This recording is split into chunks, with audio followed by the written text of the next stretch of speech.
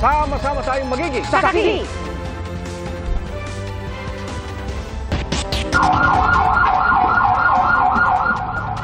Nagngangalit na apoy ang bumulabog sa ilang bumisita sa may yumaong kaanak sa Bagbag Cemetery sa Navaliches, Quezon City. Nagkasunog kasi sa katabing bahay ng sementeryo. Umabot sa ikalawang alarma ang sunog.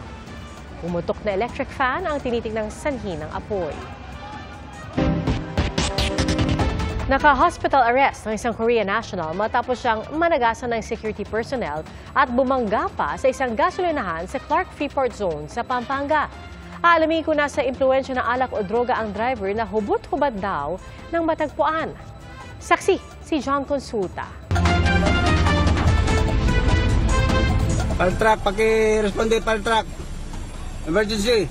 Nagliyab ang gas pump na yan sa isang gasolinahan sa Clark Freeport Zone kahapon ng umaga. Dito humantong ang maaksyong paghabol sa isang SUV na sinita ng ilang security personnel. Bago pa ang tagpong yan, hinaharang na ng mga gwardya ang SUV sa tapat ng isang hotel sa Clark Freeport Zone. Ang isang nakamotorsiklong nagpapahinto sa kanya, bigla nitong sinagasaan.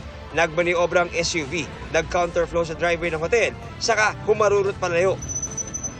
Hinabol siya hanggang sa ma-corner sa isang gasolinahan. Sinasabihan ng driver na lumabas ang sasakyan, pero sa halip na sumuko, inararo nito ang kaharap na gas pump. Ay, ako. Mas tumaas pa ang tensyon nang magliyab na ang tumumbang gas pump. Responde rito ang mga bumbero. Viral sa social media ang mga video na ito. Ang driver ng SUV dinala sa isang medical facility para gamutin matapos magtamo ng second-degree burn. Ayon sa Clark Development Authority, 41 years old na Korean national ang driver. Nagtatrabaho raw siya sa isang casino sa Clark at nakalive noon pang October 19. Sabi ng CDC, pasado alas 5 ng madaling araw nang makuhanan ang kahina-hinalang sasakyan na pumasok sa Clark at pumarada sa isang fire station. Nilapitan niya at nung lumapit siya, natanawan niya na yung driver walang saplot sa katawan. So immediately, nireport niya sa aming command center. Nung lumapit yung fireman namin, unti-unti siyang umalis. Nakausap namin ng isa sa mga security personnel na muntik ng masagasaan. Kakatukin lang po sana namin para kausapin po. Binababan niya lang po yung bintana, maya-maya po. Muntik na po ako sagasaan, binaro na po yung sakyan niya, kasagi po yung MC patrol. Naka-hospital arrest ang suspect na sinampahan na ng patong-patong na reklamo. Pinailan siya ng attempted homicide, grave scandal, malicious mischief, resistance and disobedience. Ang reckless imprudence include resulting to damage to property. Sabi 50 million daw yung amount ng damage to property doon sa gas station. Inaalam pa kung lasing o nasa impluwensya ng ipinagbabawal na droga ang dayuhan. We already requested that a drug test be conducted. Bakit siya nakahubad? Yan yung patuloy pa nating inaalam. Sinusubukan pa namin makuha ng pahayag ang suspect na kasalukuyang nagpapagaling sa ospital. Para sa GMA Integrated News, ako si John Consulta, ang inyong saksi. Dalawang tropical cyclone na maaaring umabot hanggang typhoon o super typhoon category ang posible umunong pumasok sa bansa ngayong Nobyembre ayon po sa Pag-asa. At nitong Oktubre, magkasunod na nanalasa ang bagyong Christine at Leon. Sa Occidental Mindoro, patuloy na hinahanap ang isang barko at mga crew nito na naglayag mula sa Palawan. Mula sa Occidental Mindoro, saksi live si Mav Gonzalez. Mav? Pia, sa ngayon ay hindi pa rin talaga malinaw kung ano talaga ang nangyari sa MV Santa Monica. Patuloy yung search operations ng mga otoridad, lalo't may ilang sightings ng debris dito sa Occidental Mindoro. 10 araw nang nawawala ang cargo vessel na MV Santa Monica A1 na sakay ang 11 crew. Umalis ito sa Santa Cruz Port ng Taytay, Palawan noong October 22, kasagsagan ng bagyong Christine. Karga nito ang mahigit 100 kalabaw at ang cowboy o bantay ng mga ito na si Alberto Esparagoza. Ang huli po namin pagkausap sa kanya ng Mr. ko ay dito sa Kasiyan. Nagpaalam siya na sabi niya, paalis na raw sila. Noong 22 po yun. Kaya ang mga kaanak ng mga nawawalang tripulante na nawagan na sa social media. Nakontak pa po sila noong October 22 ng 9 p.m. and around 1 a.m. yun po yung last na contact ng isa sa mga crew na kasakay doon sa asawa niya. Yung last na text po ng kuya ko na mahangin na daw at maalon. Hindi na raw makontakt ang barko umaga ng October 24, kaya nireport nila ito sa PCG. At nitong October 27, inanod sa dalampasigan ng Paluan Occidental, Mindoro ang isang bloated na kalabaw na pinaniniwala ang sakay ng barko. 2 hinihinalang bangkay naman ang nadaanan ng mga mangingisda noong October 28 sa laot ng Paluan. Nakita ko na palutang-lutang po, nakatihaya siya. Na maputi na po ang kulay, na yung tiyan po niya malaki na, tapos yung damit po niya nakataas. Ang damit po niya ay kulay blue po, na dark blue, tapos sa pababa po niya nasa, hindi ako nagkakamali, baka sky blue po, sky blue. Nasa 11 to 15 nautical miles palabas dun sa laot, nakita ng mga mangingisda yung 2 bangkay raw. Yun nga lang, ang problema kasi, ganito lang yung mga bangka na ginagamit nila. Yung mga pang single lang, pang isahang mangingisda, kaya hindi naman nila mabitbit din yung mga bangkay. Ang ginawa nila ay dali-dali silang bumalik dito sa dalampasigan para mai-report. Kaya nga lang, nung puntahan ulit ng mga otoridad ng Philippine Coast Guard yung mga bangkay dun sa laot, wala na raw silang nakita dun sa area na unang pinuntahan ng mga mangingisda. May nakita rin daw si Irvin ng mga palutang-lutang na kalabaw. Nasa 20 to 30 peraso ng kalabaw ang nakita ko po. Yun naman po sobrang baho na kasi lumulubo na. Bineberipika pa ng PCG ang impormasyon sa mga bangkay. Sa Seaborne Patrol ng PCG Occidental Mindoro kanina, may na-recover silang mga crate pero titingnan pa nila kung galing ito sa barko. Ilang mangingisda naman sa Mamburao ang nakakuha ng mga basyon ng LPG tank, life rings at life jacket na may nakalagay na MV Santa Monica. Nagkaroon na rin ng aerial search ang PCG sa bahagi ng Palawan at Mindoro pero hindi pa rin nakikita ang barko. Ang hiling lang namin ay makita man lang sila kahit buhay man or sabihin na natin kung ano man ang nangyari sa kanila. 1 linggo na namang nakatenga ang fuel tanker na ito sa Batangas Port. Sumadsad at tumagilid ito dahil sa lakas ng alon dala ng Bagyong Christine. Ayon sa PCG, napigilan ang pinangangambahang oil spill at agad ding nalagyan ng oil spill boom ang paligid nito. Antayin natin sir yung plano nila sir, kung i-extract nila sir yung yung laman sa loob, yung fuel, then after that, or hatakin natin siya sir, then papatchingan, depende po yun sa kung paano approach ng Salvor.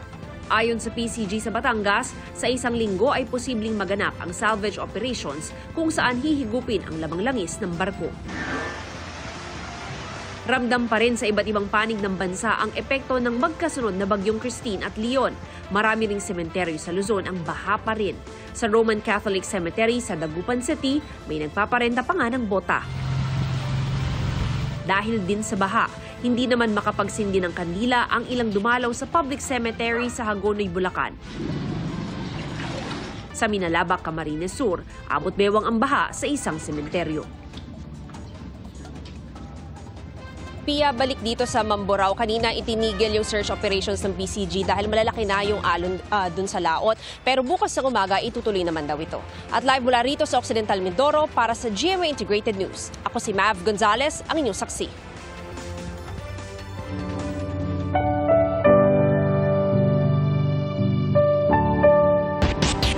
Dumagsapo sa opisina ng Barangka Public Cemetery para magreklamo ang mga kaanak na may yumaong iligal umanong hinukay sa Marikina. At sa ilang sementeryo naman kung saan dagsa ang mga dumalaw, may mga nahilo dahil sa init at dami ng tao. Saksi si June Veneracion.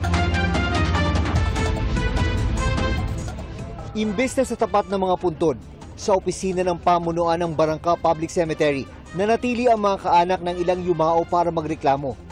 Ang labi kasi ng kanilang mga mahal sa buhay, kabilang daw sa mga iligal umanong hinukay at itinambak lang sa naturang sementeryo. Tulad ng yumaong asawa ni Carmen, na kanya sanang aalayan ng bulaklak at kandila. Pero lapida na lang ang kanyang nakita. 2 na nga lang kami ng anak ko dito. Yung ganito mamaabutan namin, wala ka na. Masakit sa abong na. Ang isang bumisita, kinumpronta ang grupong aniyay, binayaran niya para ilipat sana ang nicho ng labi ng kanyang kaanak, pero tinanggal din kalaunan.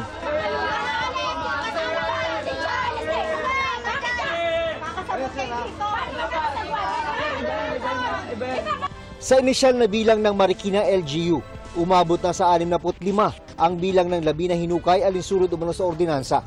Bagay na ipinatitigil raw muna ang pagpapatupad sa ngayon. Sinampahan na ng reklamong administratibo at paglabag sa Code on Sanitation of the Philippines ang tagapamahala ng sementeryo at 5 iba pa dahil sa umano'y illegal exhumation. Parang sindikato talaga na nagbubukas sila ng nicho, tapos yung nichong nabubuksan, ino-offer nila for a fee. Pero yung bayad na yon, sila lang ang nakagkakaintindihan. Ang isa pang hamon, pahirapan ang pagtukoy sa pagkakinlanlan ng ilan sa mga labi na isinako pero walang detalye kung kanino. Dapat yan ay madaling ma-identify para naman mabawasan yung burden o yung pain ng yung agony ng lahat ng mga naghahanap, ng mga kamag-anak ng mga puto na yun. Sinusubukan pa naming makuha ang panig ng mga inireklamo. Sa Malabon, hindi rin alam ng 74 anyos na si Aling Carmen kung saan magtitirik ang kandila sa Tugatog Public Cemetery. Di kasi niya makita ang pangalan ng kanyang ina at anak sa Wall of Remembrance na itinayo para may pansamantalang madalaw ang mga kaanak habang sinasaayos ang sementeryo. Kahit pangalan lang, para malaman ko talaga nandyan siya. Ayon sa kawani ng Malabon LGU, nagkaroon noon ng aplikasyon para maideklara ng mga kaanak ang mga inilibing doon. Bagay na di raw nagawa ni Aling Carmen noon. Wala rin sa master list ng mga inexhume at inilipat sa bagong ossuary at kolumbaryo ang mga kaanak ni Aling Carmen. Tingin nila posibleng nasa ibang parte pa sila ng sementeryo na di pa sakop ng redevelopment. Kaya yun po yung aalamin natin. Advice ko na lang sa inyo na fill up na itong form, tapos mano-mano, papahanap po natin sa sepulturero. Habang hinihintay yan, sa common area na lang muna nagsindi ng kandila si Aling Carmen para sa mga mahal niyang yumao. Sa Manila North Cemetery naman, mas pinaigting pa ng Manila Police District ang seguridad. Kasunod yan ang naitalang gulo kung saan isang miyembro ng LGBT ang nabugbog kaninang madaling araw. Nagkaroon ng away dahil sa kalasingan pero ngayon iniimbestigahan na. Pero hindi nangyari ito sa oras ng dalaw. Kanina, siksikan sa entrada pa lang. Umabot kasi sa mahigit 1 milyon ang bumisita roon. Ang rescue station, abala sa dami ng kanilang nire-respondihan tulad ng ilang nahilo. Marami ring nahilo at tumaas ang blood pressure sa Manila South Cemetery. Karamihan nagsushoot up yung BP dahil sa tindi ng init. Para sa GMA Integrated News, June Veneracion ang inyong saksi.